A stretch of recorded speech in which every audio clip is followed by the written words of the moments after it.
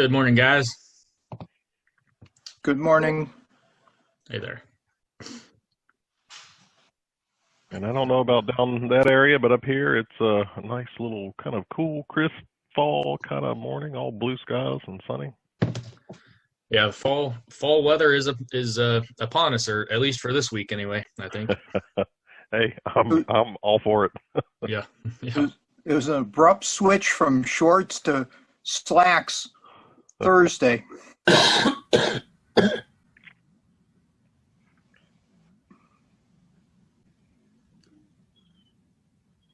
So I called the McCoy Motel. Oh yeah. Asked them about their EVSE plugs they had out front, and they said that Blink installed them with the wrong SIM cards, and they had to order new SIM cards. Okay. Yeah, I met with the inspector that morning, and it slipped my mind to ask him about it. We ended up talking about he had some other solar projects that he had inspected, and he was asking me for advice on a few things. And next thing I know, we parted ways, and I was like, I forgot to ask him about those chargers.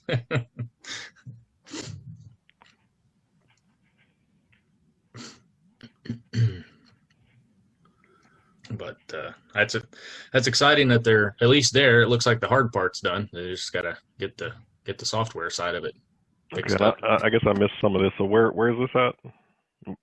In Ripley, McCoy's Motel, Mm-hmm. McCoy's Inn, which is a block and a half from the interstate. Yeah, it's right off the interstate. Yeah, it's a really nice location. And it's right next to Sheets, where I assume the supercharger is going to be built. So I was going to ask you, has anybody seen any supercharger activity in Ripley? No. It's kind of funny. That Sheets is very crowded, so it may not go there. There is some empty land about 100 yards away from Sheets, so it might end up on it. Who knows? Maybe Tesla will buy the land or something.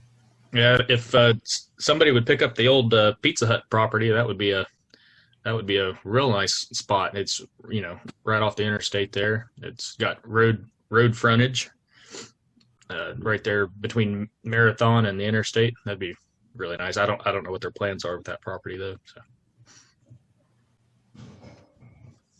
Did you guys see that the other two new, at least the new V3 supercharger and Wheeling went live? Yep, saw that. And then Morgantown looked like it was any day now, if not already. Tesla's about to come up on a milestone that probably no one else in the world is following except me.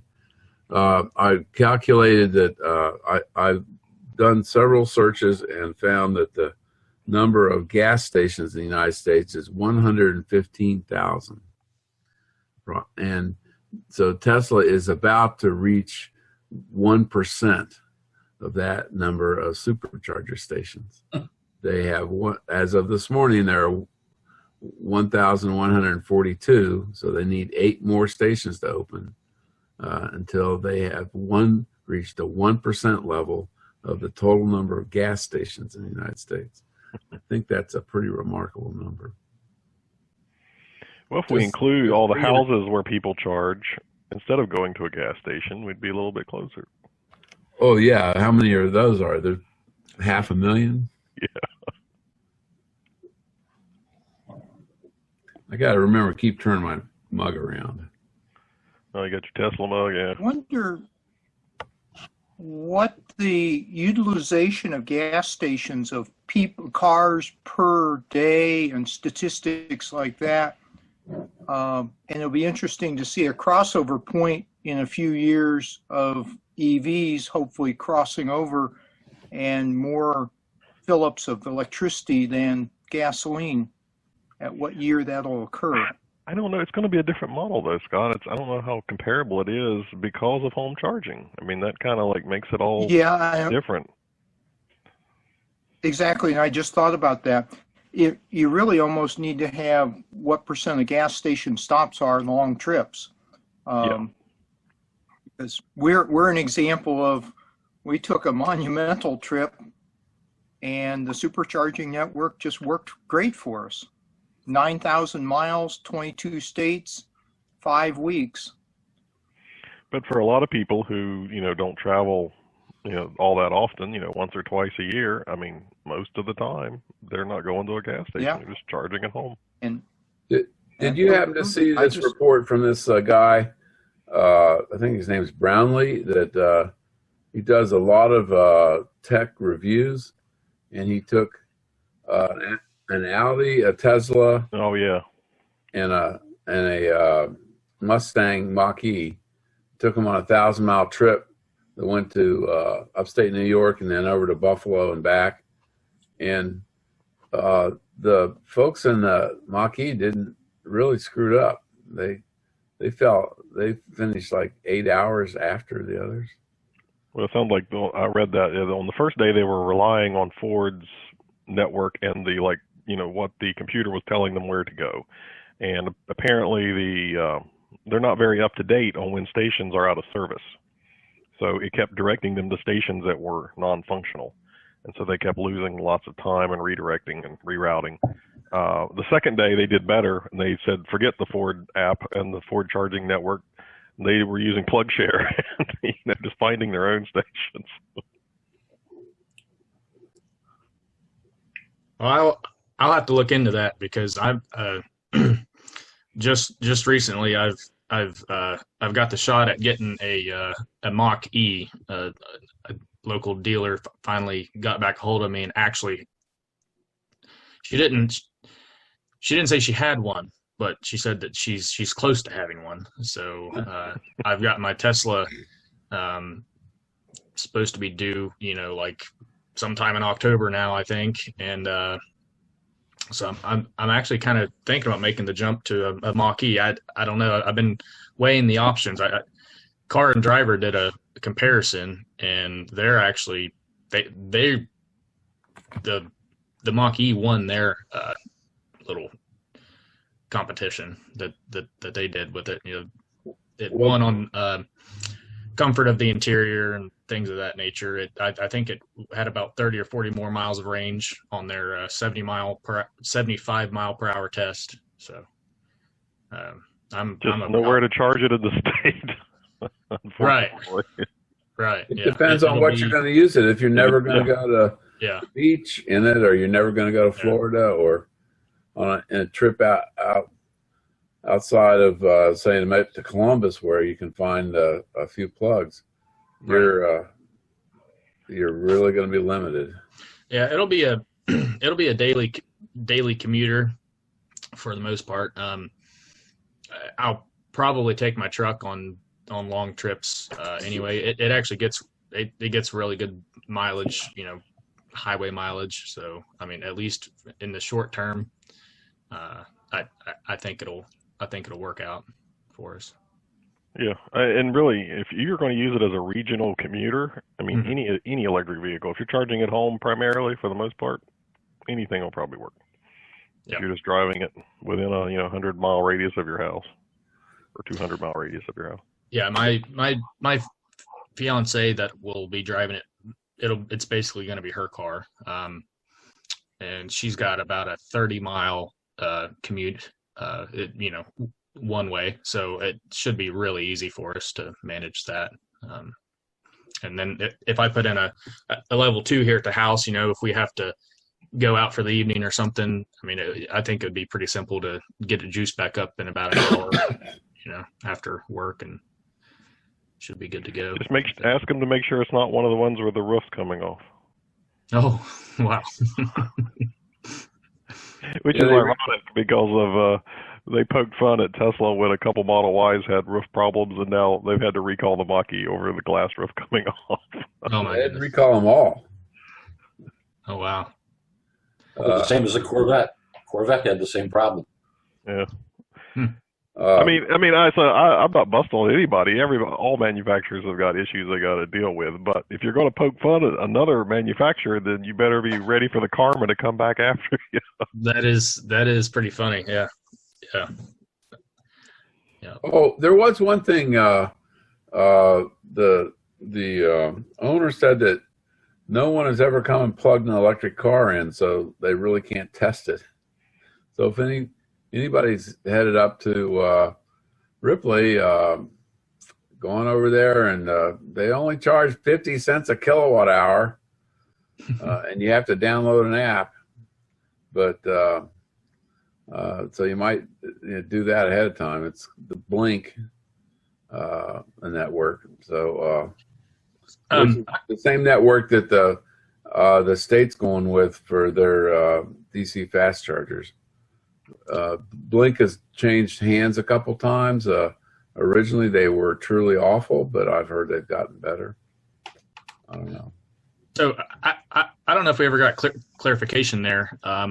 Was the hotel, did they actually do? They did that install for their customers, and they're going to charge per kilowatt hour for just anybody to use it. Is that? They're going to charge their customers for kilowatt hours too, I think. It's just for everybody. Yeah. Okay. As far as I know. There's no signage that says for hotel guests only. So you can ask them that. I didn't ask the lady. She didn't seem like she was ready. She seemed like she was ready to end the conversation. So yeah, I'm not very good. I'd be a poor salesman. I'm not good at cold calls. Yeah. Well, I was just looking through some headlines, I guess, over the past month. So Rivian started deliveries, or at least they delivered one anyway, I guess. So that's one more than anyone else. Yeah, so they have the first truck, right? Yeah. They have the first electric truck. Yeah. Well, consumer electric truck. Taylor, you were at a Ford dealer. Did you talk to them anything about the F-150s and if they have a backlog of orders?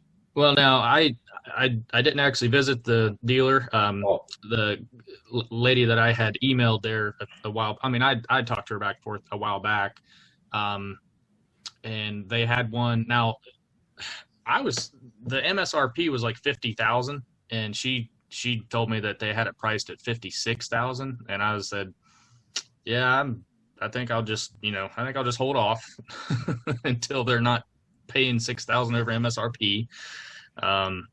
But yeah, so she called me just yesterday, and just asked me, hey, if you're still interested, and I said, well, my Tesla did just get delayed, so I'll entertain the idea if you give me tell me what you're asking, but if she comes back with 56,000 with a and the sticker says 50, I'm probably not gonna go for it. I don't blame you. But no, as far as the F-150, no, I had not. Yeah, she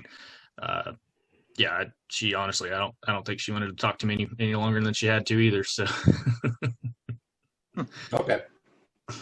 Well, I think they were only their production numbers for 2022 on the F-150 were only 20 or 15,000 vehicles, I think, something like that, really low. Yeah, but did you see their backlog of orders or? Yeah, it was up 120 some thousand, I think, the last time I saw it. Yeah. I mean, they're going to have to ramp up the production. They're going to have to ramp up the production to satisfy the demand in hopefully in a year soon. Well, they're a big company and they're able, I'm sure, to do that. So if they can get the battery supplies. Well, I'll say that's the key. I don't doubt they can make the trucks. Can they get the batteries? Yeah, exactly. And the chips. I'm one of those 120,000. I've got a reservation. It's keeping my options open. For that, you have a reservation for that F-150 and the Cybertruck? Yes, to keep my options open. Eric wants me to put a reservation in on the Rivian as well. So our van is starting to show its age. It's 15 years old now.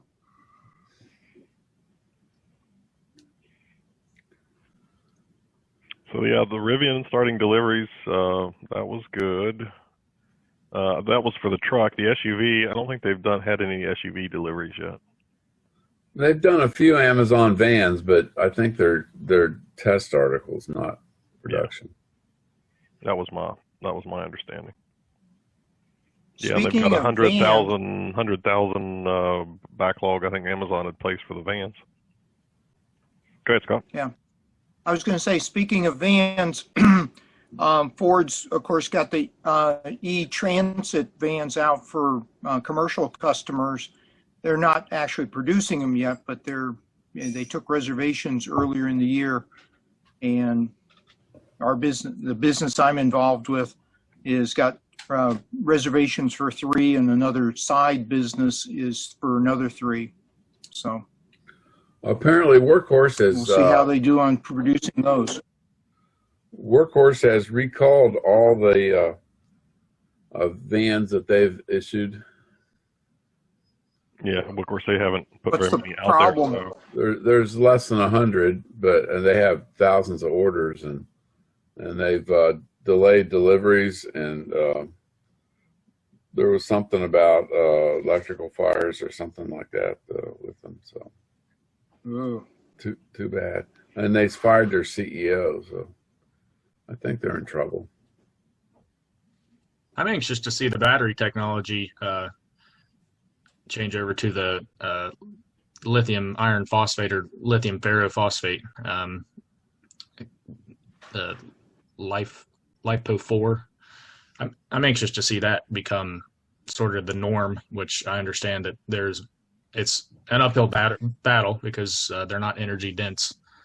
They are very heavy. I was actually contacted by a battery company yesterday. They actually manufacture all their equipment in Ohio. However, the cells do come from China, as with everybody, I guess. But it was really exciting because, yeah, they're, with my solar installations and such, I try to pick the most American brands that I can, or, of course, where available. And so that was really exciting.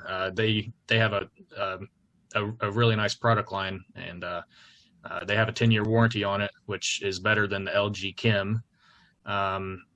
And as far as the pricing is concerned, it's very competitive to the Tesla Powerwalls and such. So, but again, that's the lithium iron phosphate. So I think it'll be really nice to see that technology develop into the EVs.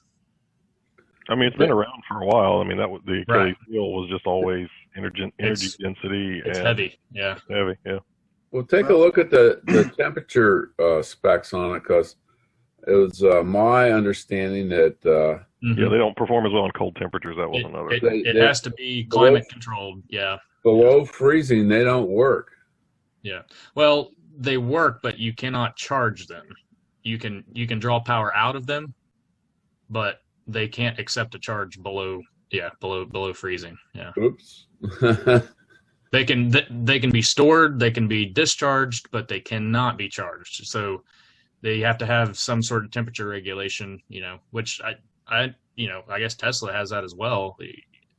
Yeah, I mean, all batteries, all the good batteries in electric vehicles have thermal regulation, either heating or cooling, so that you can keep the batteries in that optimal window for performance. But I'm seeing, just to put it in perspective, a 30 or 31 kilowatt hour battery module comes in at about 775 pounds. So, if you're considering a car might have a 60 to 80 or 90 kilowatt hour pack, it's a good bit of weight, I guess. Well, Tesla made an offer to some people to jump to the head of the line on deliveries of standard range pluses by going to did you get that offer? By going to iron batteries, and they were made in China. The rest of the car would be made in the U.S., but the battery modules, the battery would come from China. And they made that offer about a month ago to certain owners, but maybe they only did it. I think it was only for standard range Model 3s, not Model Ys or anything. I'm sorry, not those Model 3s, yeah. Yeah, just the Model 3 SR Plus. Yeah, I haven't heard if anybody took them up on that. There's I'm sure been there'll a be some. few that have, but I'd be interested to see what their climate is in their area, see how it does this winter. Well, they were already delivering those from China to Europe, and I saw some headlines where some owners were having some initial, quibbles with the LFP chemistry in the northern European climates. But I mean, it was stuff Tesla was working on to kind of optimize. So it's my understanding, I'm not a Tesla owner, but based on what I've saw or read, it looks like if you plug a Tesla in to a 120 volt outlet, and your Tesla's parked outside, and it's probably 20 degrees or below, I understand that it will not really charge the battery. It'll use all that energy go to just keeping the battery warm. Is that true? I mean, most people have garages, but Well, I can speak a little bit to that because when we were up in Wisconsin and charging at my father-in-law's house, we're outside. The garage doesn't have room for us. And that's pretty close to true because at times when it's been down around 0 or so, it seems to be much, much slower. But we're usually there for a week. And of course, it's usually not that cold for a whole week. So we've been able to slowly charge. There's no supercharger at the town where he's at, but there's destination chargers, so I can still, get the car charged up for leaving. In situations like that, you'd also need to control your vampire loads, like turn Sentry off and stuff like that, because Sentry uses overnight, it'll use 4 or 5 kW. Yeah. Yeah, I've heard similar things, Taylor, that, and I don't think it's unique to Tesla either. All the electric vehicles in cold weather, they're going to try to control battery temperature, and they've got auxiliary systems that are always running, like the LTE, internet connectivity, and things like Sentry and whatever. So you can turn some of that stuff off, but the stuff that you can't is going to draw power, and a 120 volt outlet just doesn't provide really a lot of power for that.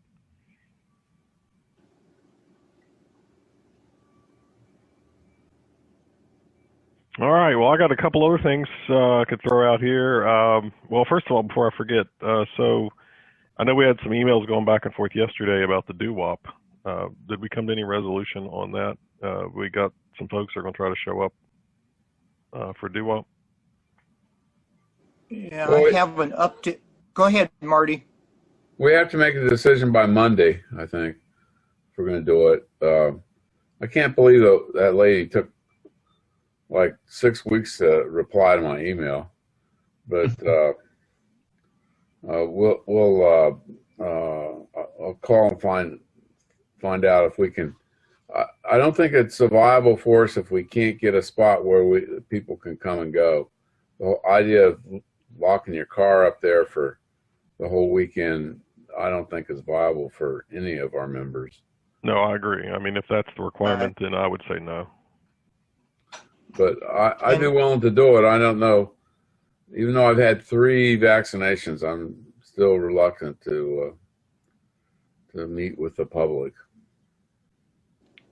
Yeah, and I've had a change of plans in that we were going to be going to Wisconsin this week, leaving possibly today, but because of some family members' availability, we're actually going next week, so that means I won't be in town, unfortunately. I was hopeful I would be able to, so I won't be able to make it this year.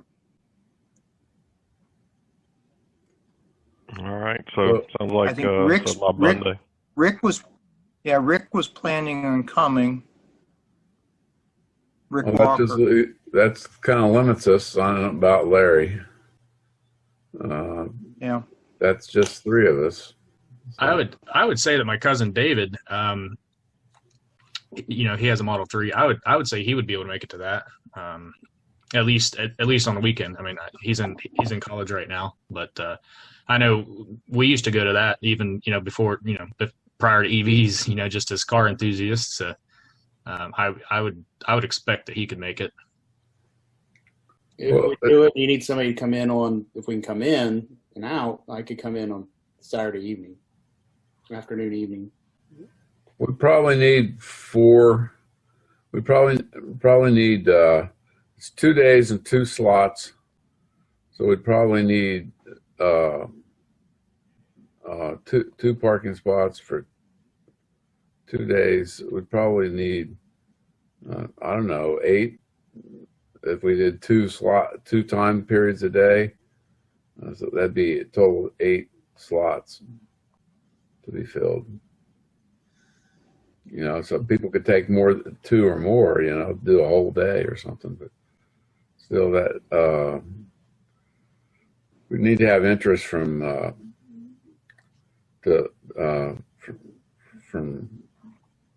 I guess at least 4 people or more if folks are just want to do half a day. Taylor, could you maybe inquire and see if he'd be willing, and then maybe send out an email? Mm-hmm. I'll give Rick and Larry a call. I don't know if anyone else in the valley. Boy, it'd be nice to get that guy with the Mach-E, see if he would display. Yeah. Does anybody have his contact information? Robert, I didn't get it from him. I don't have his specifically, but I've got a couple IBEW guys that could probably get you in touch with him.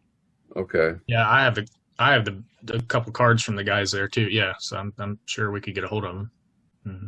Okay, if you could. And I mean, obviously that guy, he's from Charleston, so surely, yeah, I'm sure he would be willing to if he's not working. Okay, yeah, if you could get me contact information for the guy that owns the Mach-E. I've seen it around town a couple times. My son's new shop is only a couple blocks from there, from that Yep. place where we had the meetup. Mm-hmm. So we're just thinking being there at least Saturday and Sunday. Is that when? I see it says here that it starts on Wednesday. Is that right? Wednesday night, they have some things. The Wednesday more evening. activity is Thursday and Friday, and Saturday. Yeah. Okay, Thursday, Friday and Saturday. Yeah, I'd have to look at the schedule again. It might be 3 days. We were not able to keep. Sunday is just. Go ahead, Marty. We were not able to keep all 3 spots filled in 2019 when we did it. Usually we had 2 cars there. You could tell the lady if we only want 1 spot. I mean, if we could keep 1 spot pretty consistently filled. 2 would be better, but. Yeah, I also have an issue that I'm starting to. Starting Monday, I have a contractor coming in to rewire my mother's house up in Ravenswood, so I have to be up there every day for a couple weeks.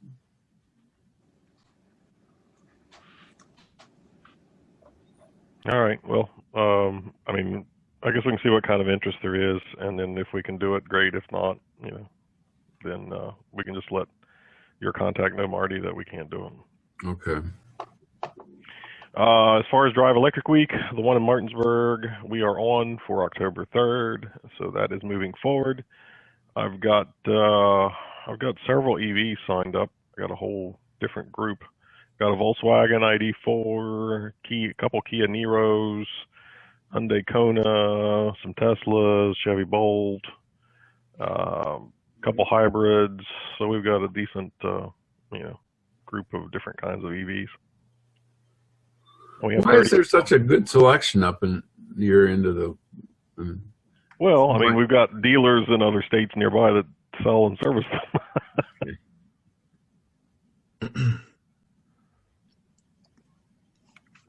Hey, do any of you guys live up near Mount Storm, West Virginia? Yes. That area? Okay. I had a lady inquire about a solar installation up there, and she was really concerned about the wind. She was saying that she wanted a ground mount, and she was really concerned that whatever we installed, was just going to get blown away. The ground mount that we install, it's good for like 130 mile per hour wind.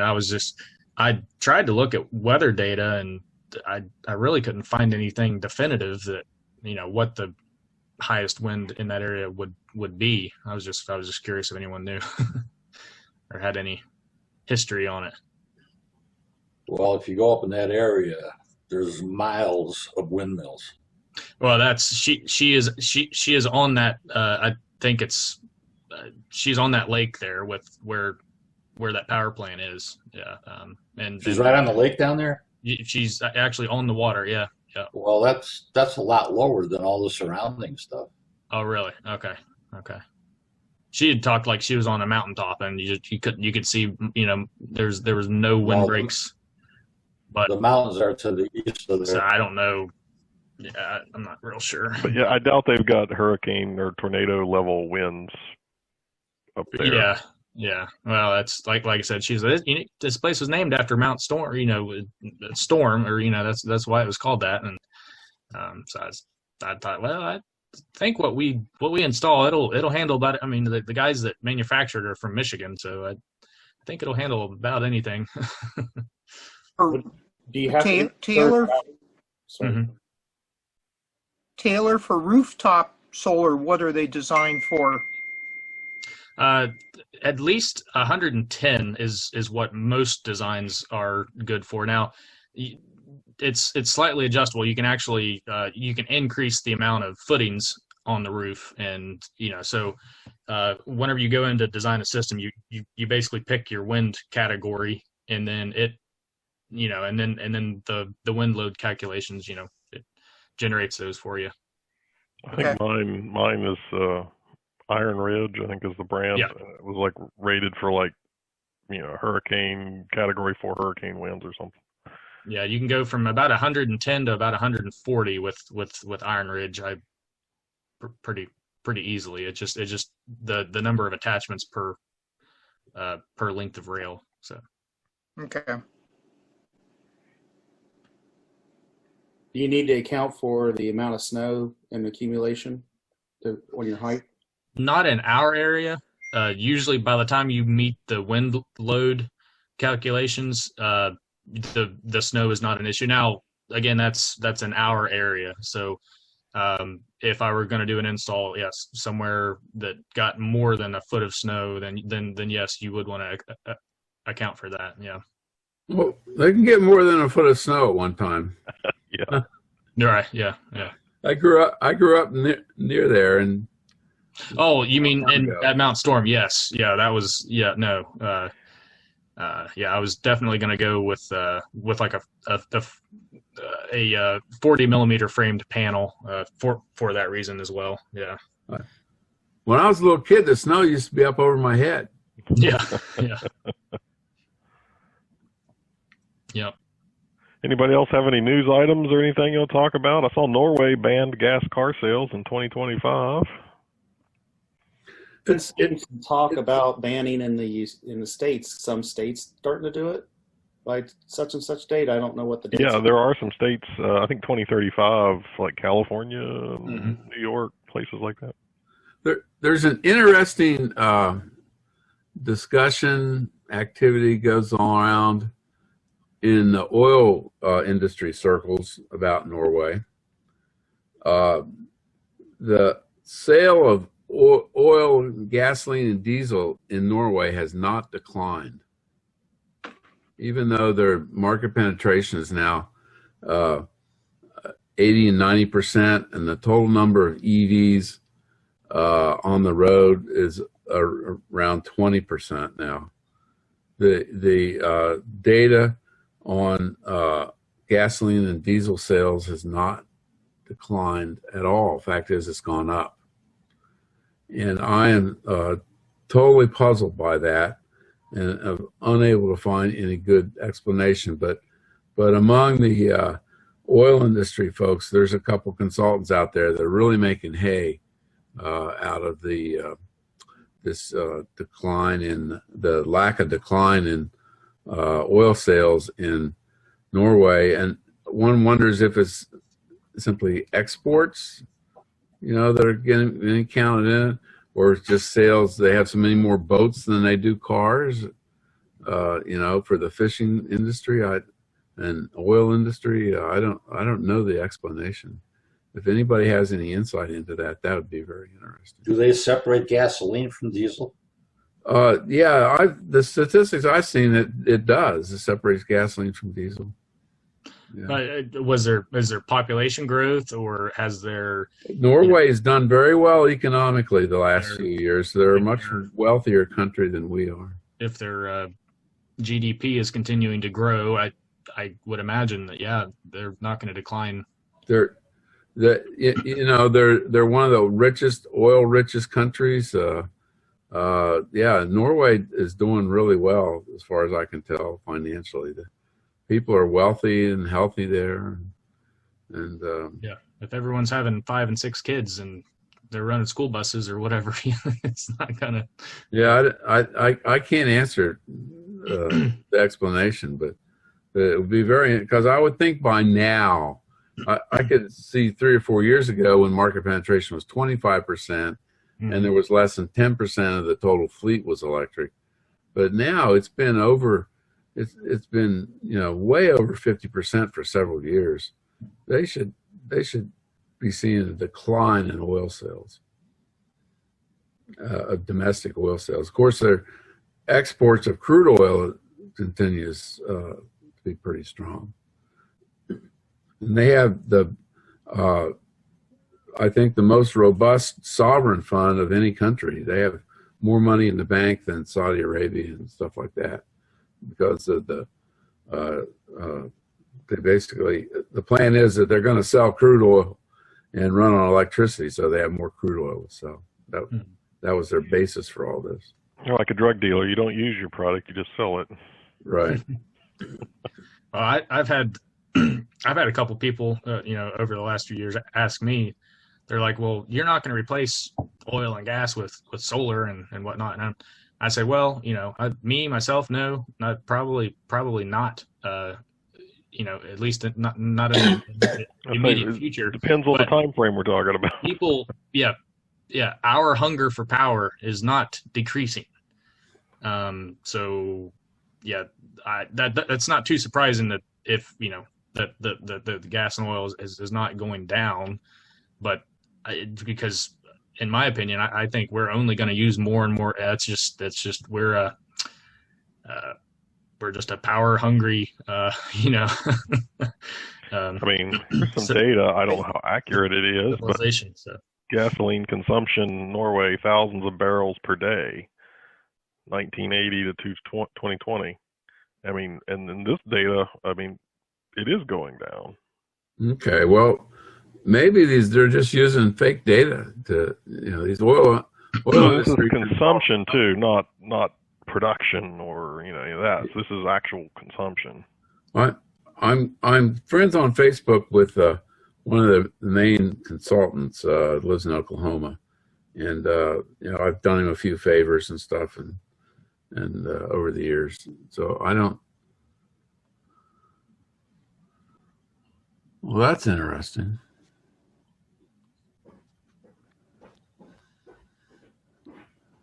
And this is from, the source, it says U.S.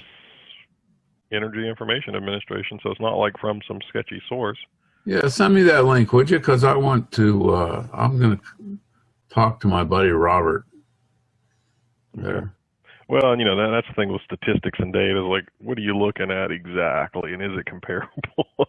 Right. So I want to discuss that with him, because he may be using some industry source of data that's not truly very accurate. So I just put the link in the chat for everybody. But I think that everybody is all of Europe should be seeing a decline in gasoline sales here. I mean, it takes a few years to build up your fleet inventory, but almost all the northern European countries are seeing double-digit sales. Germany, France, Belgium, Netherlands, they're all seeing. Well, and as they're more proactive with banning combustion engine vehicles from cities and things. Even if it's not whole countries, they're banning them from cities. So you gotta that you're not burning that fuel in city centers and things. There's got to be a reduction coming. It'll take a long time, that's for sure. Yeah. Because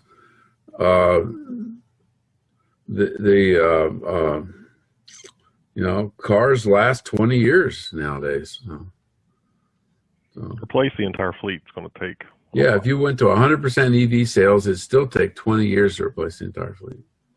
And there'd still be some old guy out there running some 50-year-old diesel truck.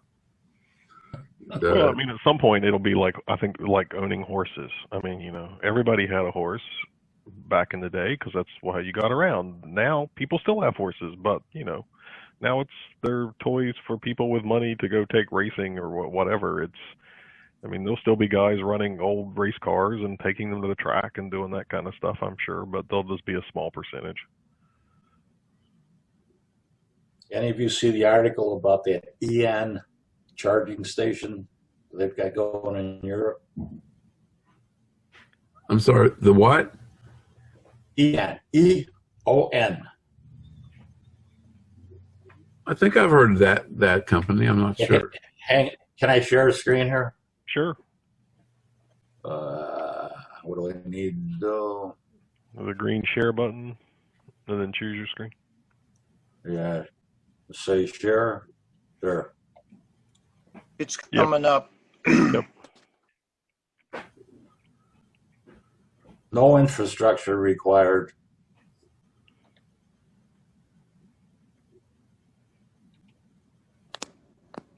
Battery based, I see. Must have a battery in it, yeah. Oh, there's a company in the U.S. doing that sort of thing too, called FreeWire. They're DCFC delivery quality, but you don't have to have a huge grid connection. That's similar to like this here. Yeah. Yeah. And I think we'll see more of that, especially in areas where the grid, it's just too expensive for like demand charges, or the logistics of getting a high-powered connection just don't make sense. Those types of solutions make a lot more sense. And even before, like, these look like they're integrated. The batteries and the chargers are integrated into the same cabinet. We had stations where you had like Tesla power packs on site with the chargers, so that the packs were providing the energy for the chargers to avoid those peak loads. Yeah, look up freewire.com or FreeWire. Yeah, just do a search for that company, FreeWire. I don't know if it's freewire.com, but they Similar stuff. Similar stuff. It's a U.S. company. Yeah, it looks pretty exciting. It would be really neat if you could do, which the technology is there, obviously, to DC couple solar to a battery. We just have to get the DC power out of the battery to the car. Is that? It looks like what they're doing there with that, with what Jim shared. Does that look right? Yeah, it's just obviously it's AC power to charge that station. Right. Well, what FreeWire said, with a normal 200 amp service, that you could that you could do 20 cars a day at DCFC rates. 200 kW nominal, because every time you're but you're switching from one car to another, the battery's charging in, and when you're reach the car's about full, it's actually pulling less than you're putting into the battery. And overnight, you're probably not going to have any cars there overnight, so the battery's fully charged the next morning. And they said they could do about 20 cars a day, which is probably more than most stations ever do. What does an installation like that cost? Yeah, I don't know. Normal DCFC is $50,000. So, all right. And that's without batteries. So the batteries going to add. Without batteries, my guess is it's in the six figures. But yeah, but it still might be a lot cheaper than, putting in a megawatt of grid connection and upgrading a substation and all that kind of stuff. That stuff can run you in the millions. Well, and then operationally, you've got demand charges that are going to be for the life of the system. Right. So Yeah, I'm seeing for at least these latest batteries that I came across, they're actually a little more expensive than some batteries that that we've been installing, but the batteries that I've been installing have a 5-year warranty, whereas these have a 10-year warranty. But yeah, you're looking at about $16,000 for 31 kilowatt hours of lithium iron phosphate. So, yeah, you could make a pretty nice bank of storage there. It's the DC to DC charging infrastructure, I think, is what would be cost prohibitive that I see. Well, I mean, and those batteries have to handle, not household loads now. You've got electric vehicle fast charging loads, which will be excessive compared to what a household would do. Right. Yeah. Yeah. Well, the 31 kilowatt hour pack was capable of charging and discharging at a rate of 250 amps. So you put about, maybe 8 or 10 of them together. I think there'd be I think they would have the capacity to deliver some pretty nice amount of power. But there you're talking about a $100,000 and $200,000 installation. So yeah. Yep. Speaking of batteries, I also saw that Tesla had broken ground on a new factory in California to build the Megapack batteries, the big shipping container size batteries. So they're ramping up their ability to build more and more like utility scale, industrial scale batteries, those big shipping containers.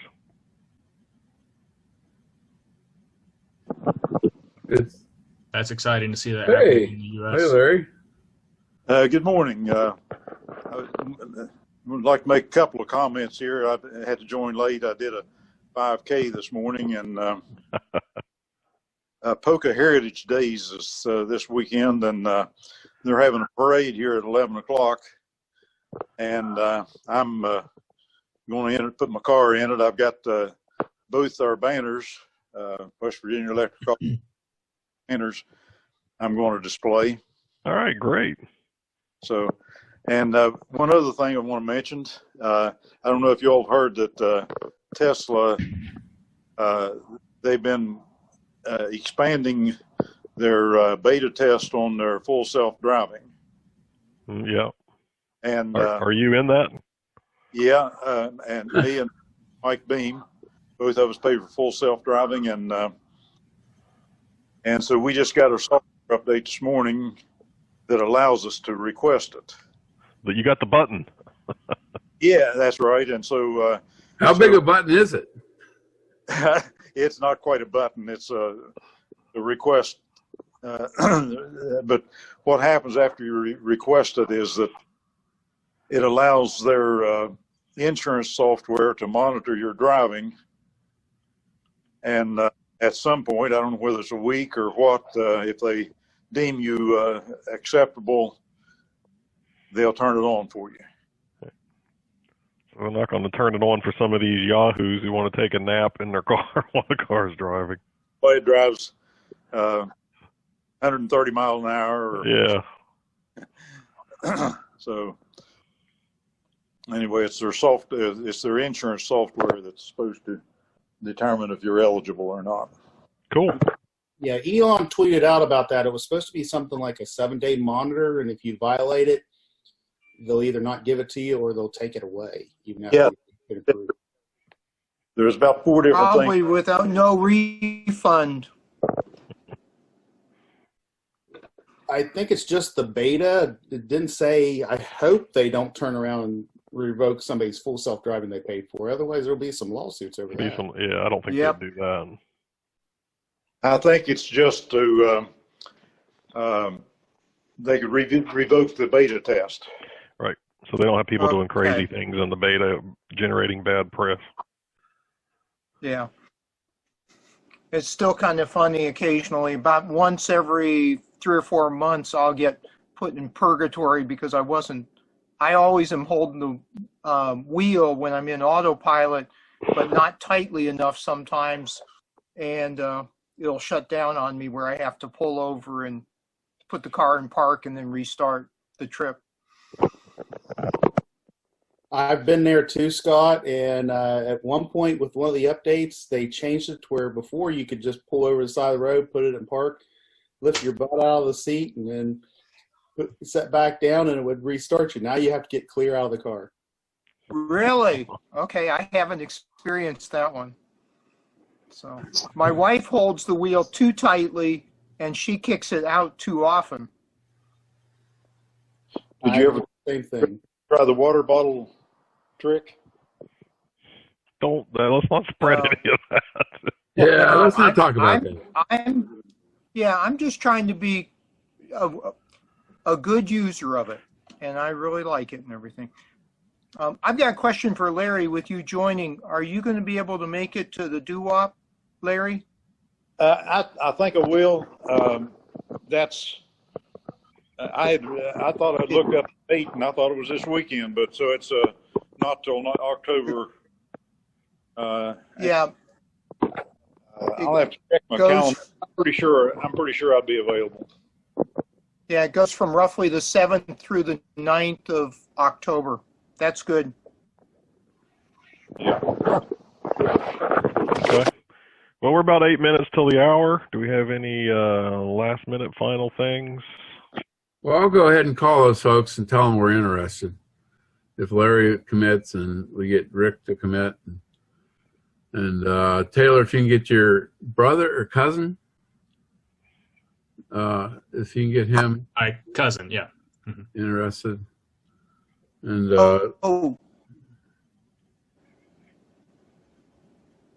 okay, I'll call. Taylor, go ahead, Marty. No, I'm done. Okay, Taylor, could you put your solar company's website or contact info in the chat, please? Yeah, sure. I'd like to contact you. Mm-hmm. Yeah.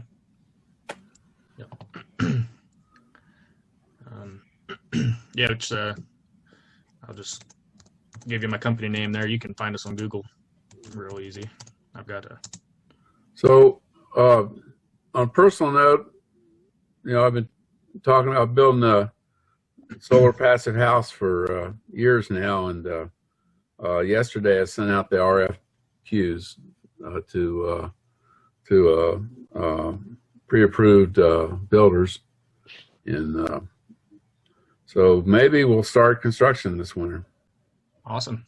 Nice. Congratulations, Marty. Cool deal.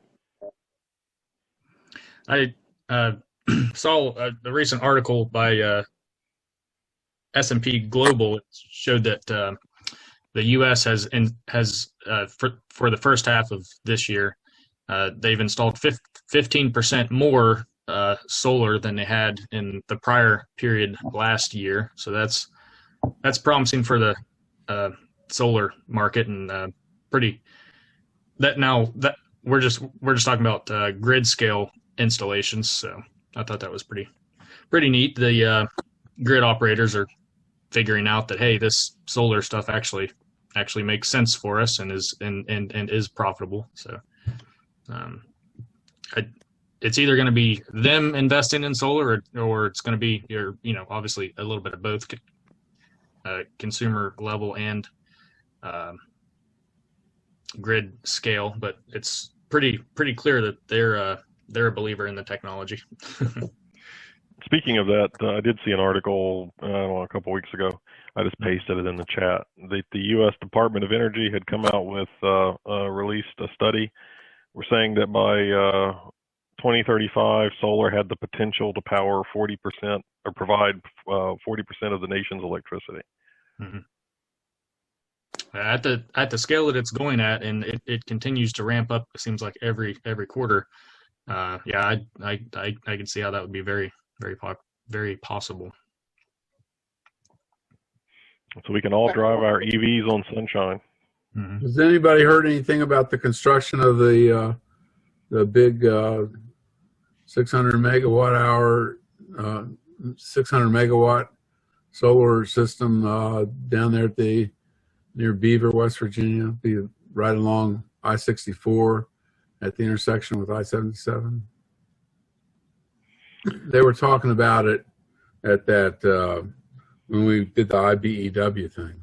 Several people were talking about I remember it getting approved and all that, but I haven't heard anything about actual construction starting. And they're supposed to be putting in a huge one, right up here where I am too, just right across the road. But they haven't started on that one either, as far as I know.